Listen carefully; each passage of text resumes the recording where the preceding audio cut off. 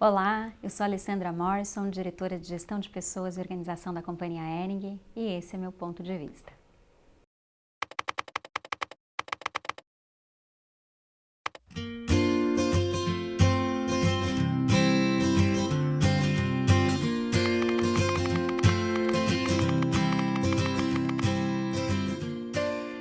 Eu não sou uma profissional especialista, né? Embora de alguma forma sim, né? É o caminho que eu escolhi, mas no sentido de não entender ou não me relacionar, ou não, até porque a organização ela é sistêmica, as coisas estão todas interrelacionadas, as disciplinas, a teia de relações que a gente vive, não só das pessoas que estão aqui dentro, mas também das pessoas que estão no modelo de negócio, né, que faz parte do modelo de negócio. Então, tudo é de alguma forma interdependente. Então, ter esse conhecimento mais amplo me ajuda também a ampliar o entendimento de como a minha atuação impacta a organização e como que eu posso otimizar, potencializar algumas ações, articular questões para que a gente possa ser mais efetivo no final para todos os stakeholders, né? Como é que a gente impacta essa rede de negócios na qual nós estamos da melhor forma possível.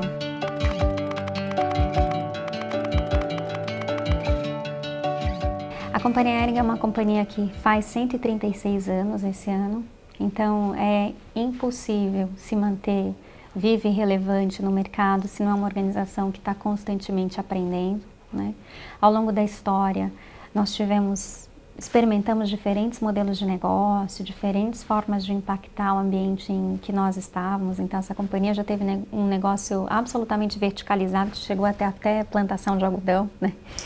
E hoje a gente tem um modelo de negócios num tripé de ter um supply chain híbrido, né? Então a gente tem produção própria, produção terceirizada, compra produto acabado, a gente também faz gestão de marcas, são 5 marcas no portfólio e também tem uma distribuição multicanal, né? E para lidar com esse nível de complexidade, né, de ter responsabilidade pela ponta, né, no varejo, por outro lado também ter a característica da indústria, também conseguir conceituar uma marca e ver como é que essa marca se expressa nos pontos de contato, num ambiente com muita concorrência, né, precisa estar o tempo inteiro aberto ao que está disponível de novos conhecimentos no mercado, enfim, e por outro lado está aprendendo, melhorando, né? Aprendendo e melhorando continuamente aquilo que a gente já faz, né? Então para a gente é muito importante ter essa disponibilidade de aprendizado e ao mesmo tempo atrair um repertório relevante para o momento que a gente vive hoje, né? E para o futuro que a gente quer construir.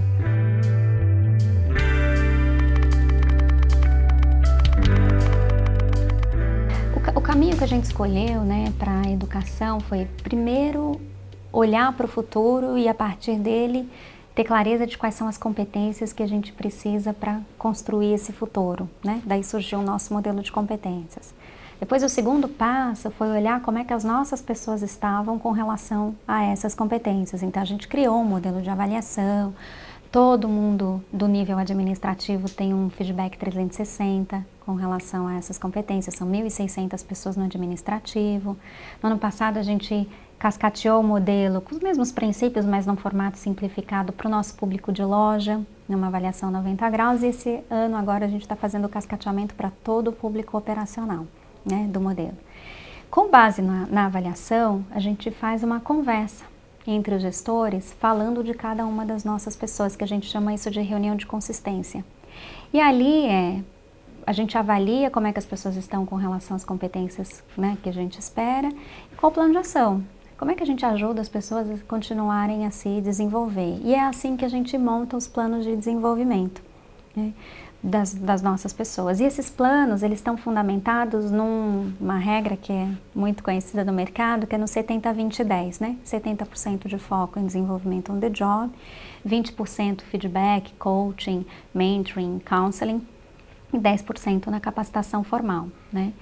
Isso para o nosso grupo de colaboradores. E dali então, a gente tem uma universidade corporativa que se chama Universo, ela está desenhada em função dos níveis do pipeline, que a gente se baseou no Run Run, né, nos níveis do pipeline, e com 2 tipos de trilha de liderança, que aí tem o eixo do que é obrigatório, do que é para ampliar que é voluntário normalmente, o que é para acelerar, que são programas, entram aí os programas de porta de entrada, enfim, e as trilhas de práticas, que neste momento a gente só tem para o público comercial e para o público de marcas, né? Então são os conteúdos que são relevantes para esses públicos, para que eles possam continuar se desenvolvendo, né? E aí tem um calendário de agendas, de eventos, palestras, programas, treinamentos, enfim.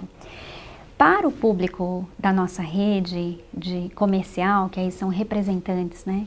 E também os franqueados e as equipes dos franqueados, a gente tem um conjunto de conteúdos que a gente leva, que sobre o nosso ponto de vista é relevante e que a gente leva para esse público, né? Hoje a gente tem uma rede, uma virtual, que é o Tecendo Conhecimento, é uma escola virtual em que a gente leva os conteúdos para os franqueados e para suas equipes, para a nossa equipe comercial, porque óbvio tem que haver um alinhamento, e também para todos os representantes que levam as nossas marcas para os lojistas, os mais de 18 mil lojistas, pontos multimarcas, né? São pontos multimarcas que tem hoje espalhados no Brasil e que tem presença das nossas marcas, né? Então a gente faz isso através do treinamento comercial, né? De uma estrutura que se chama treinamento comercial.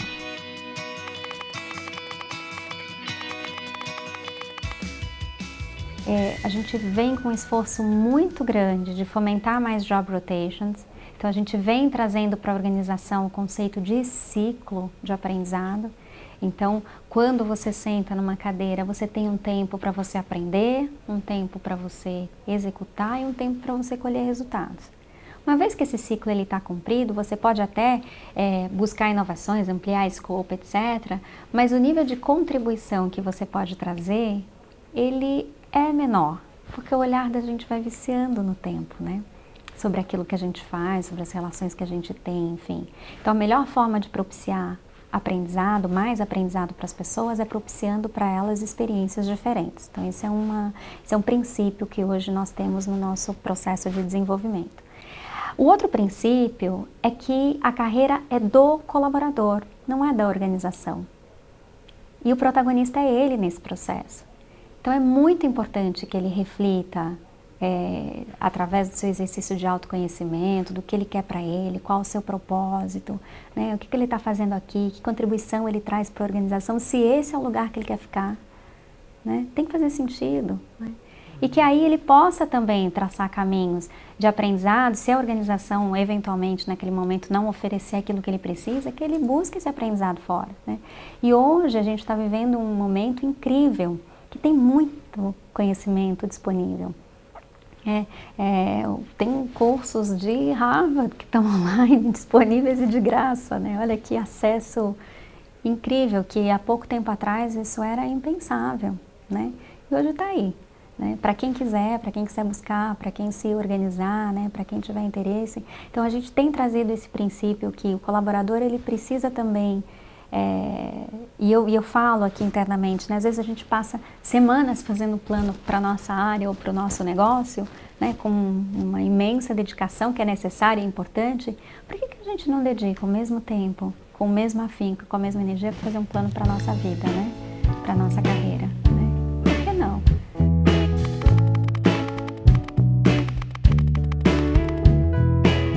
Uma das competências do nosso modelo de competências a gente chama de senso de dono, que é uma forma de traduzir essa questão do protagonismo, né? Que aí não é só senso de dono com relação ao negócio, mas é a atitude que ele tem perante a tudo que acontece com ele, né? E ela é avaliada através de comportamentos nesta avaliação 360 que eu comentei, né? Então ali tem um indício até objetivo, né? De uma avaliação para que seja abordado num processo de feedback do gestor com o colaborador. E aí, nessa conversa, eu preciso entender quais são as causas que levam a essa falta de protagonismo, né? Às vezes, porque a pessoa pode estar passando por alguma questão que está tirando a energia dela do trabalho, pode ser alguma questão até fora do trabalho, pode ser uma situação em que ele não está vendo perspectiva, né, visão de futuro, ou a visão de futuro que ele tem, ele não está conseguindo enxergar lá dentro dessa organização, e aí de fato você deixa, né, de se colocar ou de buscar algo melhor quando você está numa situação que você não se vê mais ali, né, se desconecta emocionalmente do trabalho. Então tentar entender por quê, que perspectiva, quais são as perspectivas que estão disponíveis, etc. Pode acontecer da pessoa estar no local errado, né? Ela pode estar numa posição que não é a que explora os talentos que ela tem. Então, como é que a gente viabiliza uma mudança interna para que essa pessoa possa estar num lugar em que aquilo que ela tem de melhor possa estar sendo potencializado? E quando isso acontece, a gente fica mais feliz, né?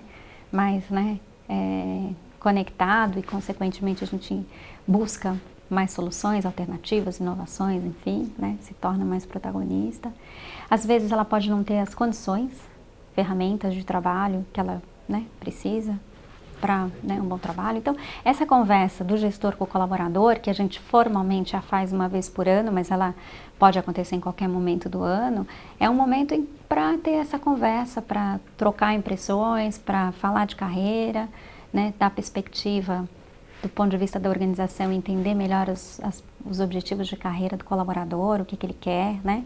Para fazer esse alinhamento, né, entre o que a organização tem de propósito, o que ela tem para oferecer e seus planos, com o que o colaborador tem de propósito, quais são os talentos que ele tem e quais são os planos que ele tem. Quando a gente consegue fazer esse alinhamento acontecer, é um casamento, né? Um bom casamento.